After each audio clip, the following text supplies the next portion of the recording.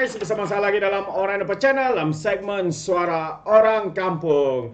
Alright, so hari ini isu panas yang ingin saya sampaikan buat sahabat-sahabat di luar sana berkaitan dengan isu Pandora Papers. Apabila terbongkarnya isu Pandora Papers ini, ramai nama-nama besar yang dikatakan terpalit ataupun terlibat namanya ada di dalam senarai Pandora Papers ini. Jadi semasa Datuk Seri Anwar menjadi ketua pembangkang, beliau sangat lantang untuk Pandora Papers ini dibongkarkan, dibuat pendedahan dan sebagainya.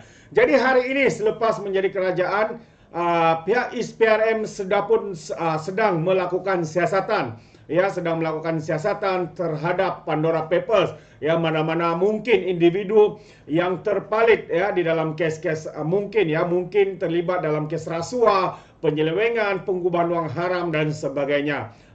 Ini kerana ramai nama besar YB datu-datu nama besar yang ada di Malaysia terkait di dalam Pandora Papers ini. Jadi hari ini ada sebilangan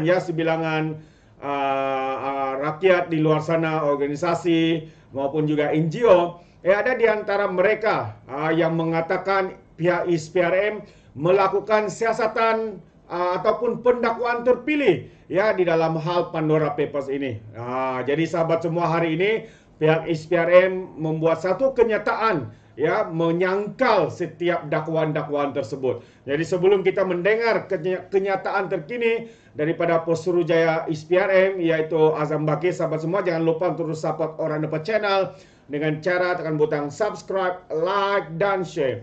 Semari kita ikuti berita gempa hari ini. Kenyataan terkini berkaitan siasatan Pandora Papers dikatakan melakukan pendakwaan terpilih. Benarkah ianya pendakwaan terpilih? Ini yang saya ingin sampaikan kepada kita. Kenyataan terkini daripada ISPRM menafikan pendakwaan terpilih dalam siasatan kertas Pandora.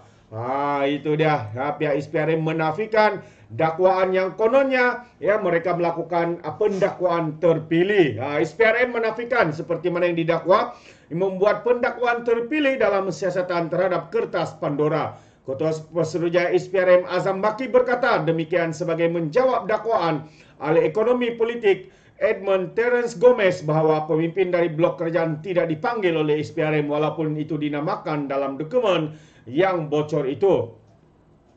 Bagi kertas Pandora, ISPRM memberi tumpuan kepada orang yang terdedah politik yang mempunyai kuasa dan kedudukan semasa didakwa melakukan salah laku dan juga disaki telah menyalahgunakan kuasa mereka. Tambah lagi, ISPRM bebas untuk menyiasat selagi ada sebab untuk mempercayai bahawa mereka mempunyai kedudukan dan kuasa serta disaki berlaku penyelewengan dan salah guna kuasa, tidak kira siapa, katanya. ISPRM tidak mengamalkan pendakwaan terpilih kerana kami bebas menyiasat tanpa sebarang campur tangan atau pengaruh daripada pihak lain, katanya dalam jawapan bertulis kepada Malaysia Kini. Azam menambah, Suruhanjaya itu juga tidak dapat membuka penyiasatan mengikut kehendak mereka kerana ia mesti berdasarkan fakta dan bukti mengikut prosedur operasi standard dan undang-undang yang diperuntukkan. Ini kerana pada 25 Mac sahabat semua, Gomez mempersoalkan mengapa Timbalan Perdana Menteri Ahmad Zahid Hamidi dan juga Menteri Perdagangan Antarabangsa dan Industri Tuanku Zafrul Abdul Aziz serta Ahli Parlimen Selayang William Leong tidak disiasat oleh ISPRM berhubung kertas Pandora. Pengurusi pusat membenteras rasuah kronisme mendakwa hanya bekas Menteri Kewangan Daim yang dipanggil ISPRM.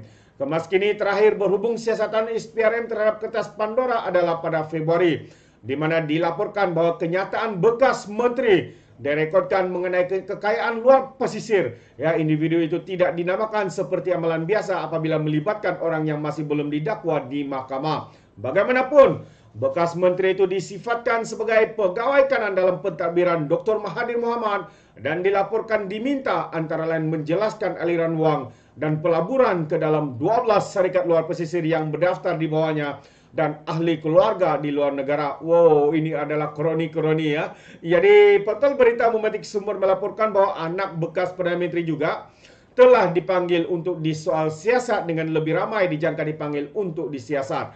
Pertanyaan oleh Malaysia Kini berhubung bilangan orang yang disiasat tidak dijawab. Bagaimanapun, Azam berkata siasatan ISPRM masih berjalan dan agensi lain turut menyiasat perkara itu. Tambah lagi seadanya, Seandainya nama ahli perniagaan ada dalam kertas Pandora, dia mungkin tidak mempunyai kuasa dan kedudukan untuk menyalahgunakan kuasanya. Jadi ia mungkin bukan suatu di bawah bidang kuasa ISPRM.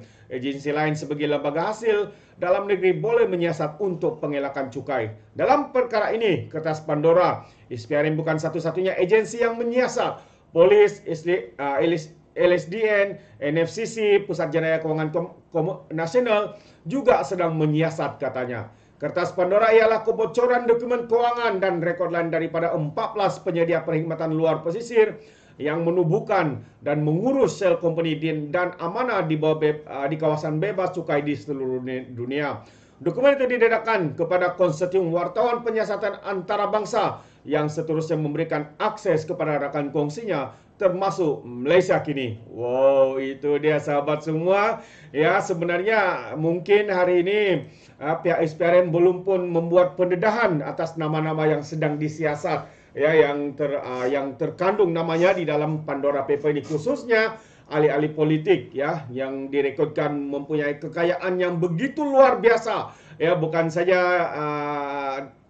individu ini tetapi melibatkan seluruh keluarga mereka juga, sahabat-sahabat semua. Wow, memang hebat mereka tuh. Di manakah sumber keuangan yang mereka dapat sehingga ya bertimbun duit itu di pesisiran di sana. Jadi memang berhaklah atau adalah terbaik untuk ISPRM menyiasat, karena jika ada salah guna kuasa, ya mungkin duit rakyat digunakan sebegitu rupa, ya rakyat berhak tahu, ya, untuk siasatan daripada ISPRM berkaitan dengan Pandora Paper ini. Jadi sahabat semua, ini antara kenyataan terkini daripada pihak ISPRM yang menafikan, ya, melakukan pendakwaan terpilih yang dinyatakan oleh individu tadi yang kita nyatakan di dalam kenyataan berita itu. Jadi sangat mengejutkan, ya, begitu ramai, ya, nama-nama yang terkandung, ya, di dalam Pandora Paper ini. Jadi terbaik juga kepada Datuk Seri Anwar Ibrahim yang mahu, ya, yang mahukan penyiasatan itu dilakukan. Ya, sekiranya mereka tidak bersalah, mereka sepatutnya keluar untuk membuat kenyataan demi kenyataan, begitu. Jadi terima kasih sahabat-sahabat semua, terima kasih sekali lagi kerana bersama dan sentiasa memberikan sokongan padu buat Alright Nampak Channel. Dengan itu izinkan saya untuk mengundurkan diri, dan sebelum itu sekiranya Anda memberikan sebarang komen, Anda boleh berikan komen di dalam ruangan komen, tapi ingat, ya, komen dengan cara berhemah, jangan menjadi walaun-walaun seperti lebay-lebay, macai-macai yang memberikan komen dengan maki hamun. Sepertinya mereka tidak punya otak, mungkin karena tertinggal di jalan raya, terlalu terpijak-pijak oleh kereta yang lalu lalang.